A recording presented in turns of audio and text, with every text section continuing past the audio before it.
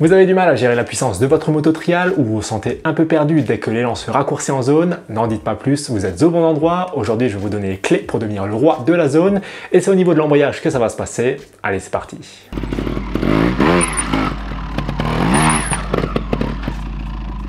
Alors commençons par les fondamentaux. L'embrayage, c'est un élément essentiel de votre moto trial. Il permettra de gérer la transmission de puissance du moteur jusqu'à la roue arrière. Il contribue ainsi à contrôler la motricité de votre moto, mais aussi à vous donner un petit coup de boost lorsque cela est nécessaire. Avec l'évolution des techniques de pilotage, l'embrayage est devenu un élément incontournable en pilotage moderne trial. Et une fois que vous aurez compris son fonctionnement, votre progression connaîtra un déclic considérable. L'embrayage, c'est donc un élément clé pour maîtriser votre moto. Il est essentiel d'apprendre à s'en servir convenablement et ça tombe bien, c'est ce qu'on va voir aujourd'hui dans cette vidéo. Toute cette gestion, elle passera par le levier d'embrayage, le levier que vous actionnerez de votre main gauche, et en trial, il n'est pas nécessaire d'utiliser la main complète. Généralement, vous pourrez y aller juste avec l'index, ce qui permet d'avoir une bonne précision sur le levier tout en gardant un maximum de prise sur le guidon. Concernant le réglage du levier, c'est un peu comme vous voulez, il faudra juste que le moteur puisse tourner librement lorsque le levier est complètement relâché, et inversement, lorsque le levier est tiré, le moteur ne devra pas être en prise. Une fois que tout ça sera réglé, on pourra passer à la première étape de cette vidéo. Partie numéro 1, gérer l'embrayage en douceur. L'essentiel va résider dans le dosage et le contrôle de votre levier d'embrayage, et pour cela il faudra connaître le point de patinage. Le point de patinage, c'est quoi? C'est le moment où l'embrayage commence à être en prise, et trouver ce point de patinage est essentiel pour avoir un contrôle précis de votre moto.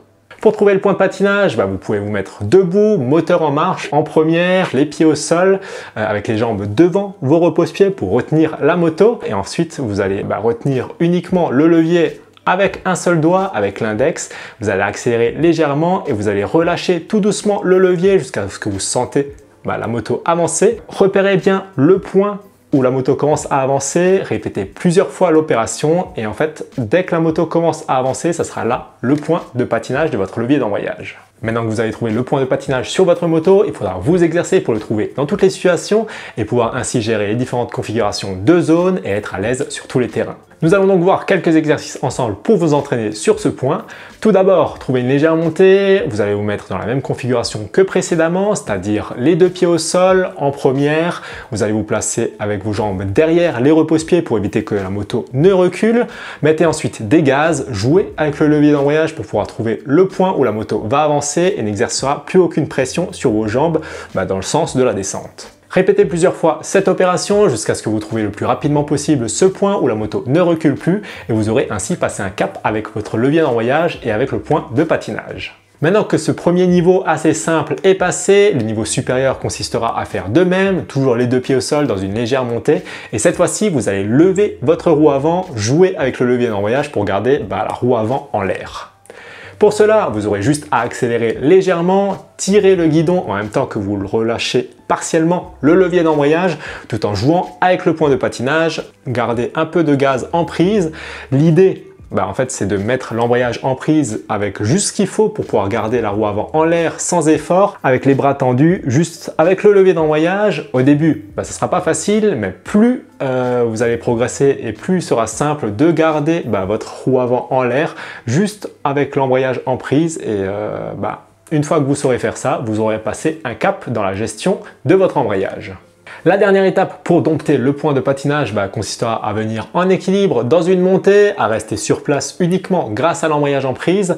Ce niveau sera un peu plus dur à gérer que les autres puisque vous n'aurez pas les pieds au sol, il faudra aussi gérer votre équilibre tout en vous concentrant sur le point de patinage.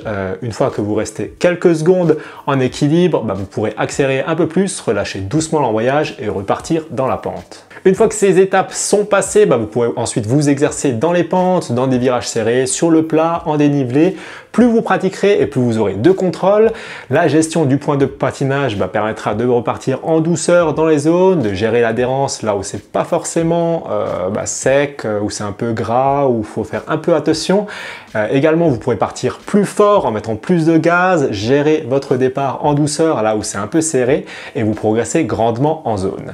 Maintenant que vous aurez apprivoisé un peu ce levier d'embrayage et ce point de patinage, il y aura une deuxième façon d'utiliser son embrayage et celle-ci est un peu plus dédiée au pilotage moderne. Il s'agit de donner un coup d'embrayage. Un coup d'embrayage, c'est quoi? C'est de donner un coup de boost dans votre geste pour pouvoir gagner en explosivité et cela va être l'objet du point suivant.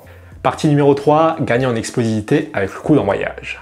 Le coup d'embrayage est la base de la plupart des techniques de trial modernes. Il permet d'obtenir un coup de boost pour pouvoir donner par exemple une grosse impulsion, démarrer avec très peu d'élan ou vous propulser directement la roue arrière en haut de l'obstacle.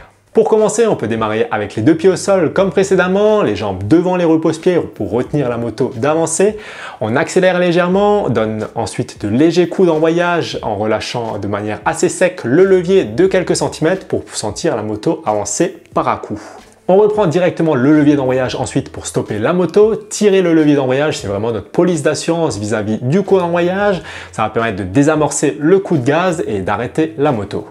Ensuite, on va apprivoiser le coup d'embrayage sur la moto, on se met sur le premier rapport, on trouve un espace large et on va donner des coups d'embrayage de plus en plus forts pour sentir ce coup de boost, lever la roue avant et dans ce cas, on n'oubliera pas de garder le pied sur le frein arrière pour éviter tout risque et si on s'emballe un peu trop, on réagit directement, on reprend le levier d'embrayage, on met un petit coup de frein arrière pour pouvoir stopper la moto. L'idée ici est d'être de plus en plus à l'aise avec les gaz, avec le point de patinage, avec le coup de boost donné par le coup d'embrayage. Il ne faudra pas négliger cette étape car ça va dépendre beaucoup du feeling et ça va être vraiment essentiel de bien sentir l'endroit où le levier d'embrayage deviendra une vraie gâchette pour vous propulser. Quoi de mieux pour illustrer cela que la technique du 2 coups de gaz qui est devenue un standard pour sortir des obstacles en roue arrière en pilotage moderne trial. Et la prochaine étape consistera à trouver un petit obstacle ou à tracer une ligne au sol pour travailler cela. Pour cette vidéo, je me suis trouvé un petit tronc pour pouvoir illustrer ce point. L'idée, ça va être de donner un premier coup de gaz pour pouvoir lever la roue avant et ensuite on va tirer le levier d'embrayage pour faire retomber sa roue avant pile sur la ligne ou pile sur l'arête de l'obstacle. Cela va demander un peu d'entraînement et d'ajustement si on n'a pas l'habitude de viser avec sa roue avant, mais l'important est de se concentrer sur le fait de faire retomber sa roue avant en tirant le levier d'embrayage. Une fois que vous serez à l'aise avec la première étape, la prochaine étape consistera à faire cirer l'embrayage lorsque la roue avant redescend de manière à relâcher le levier pour faire redécoller la roue avant et rouler ainsi sur cet obstacle. Pour cette deuxième étape, pas besoin de chercher à mettre une extension ou de délaisser quoi que ce soit lorsqu'on essaie de repasser le tronc, ça viendra par la suite. Le but est vraiment de laisser retomber sa roue avant pile sur l'obstacle et pendant que la roue avant retombe, on met des gaz, on fait cirer notre embrayage et on relâche dès que la roue avant touche l'obstacle pour pouvoir ainsi passer notre tronc ou passer notre ligne un peu comme vous voulez. Pour la deuxième partie de ce geste, l'idée sera de réaliser le geste uniquement avec les gaz et avec l'embrayage. Il ne sera pas vraiment nécessaire de tirer sur le guidon, on va vraiment se concentrer sur ces deux manettes et au fur et à mesure on va gagner en feeling, en aisance avec notre embrayage et une fois qu'on est à l'aise avec la deuxième étape, on pourra commencer à penser à mettre une impulsion, à délester la roue arrière. Ça sera l'objet de l'étape numéro 3. Pour la troisième étape, l'étape de l'impulsion, la différence viendra lorsque la roue avant viendra se comprimer dans l'obstacle. À ce moment, si on applique les conseils précédents, on devrait avoir le levier sur le point de patinage, prêt à donner le coup d'embrayage. Et l'idée sera alors de pousser la moto vers le bas pour pouvoir comprimer les suspensions en poussant avec les bras, avec les jambes. Et dès que les suspensions reviennent, on va se tendre sur la moto tout en donnant le coup d'embrayage.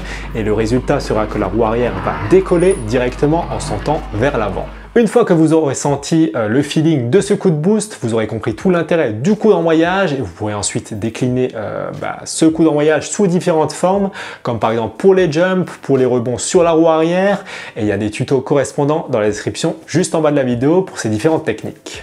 Bien entendu, cela va demander pas mal de travail en termes de synchronisation, alors ne lâchez rien, ne négligez pas les exercices de base car ils permettent vraiment de progresser bien plus rapidement par la suite. Et moi, j'espère que cette vidéo vous aura aidé à progresser. Je vous souhaite plein de gros jumps à l'issue de cette vidéo. On se retrouve bientôt pour une prochaine. Allez, ciao!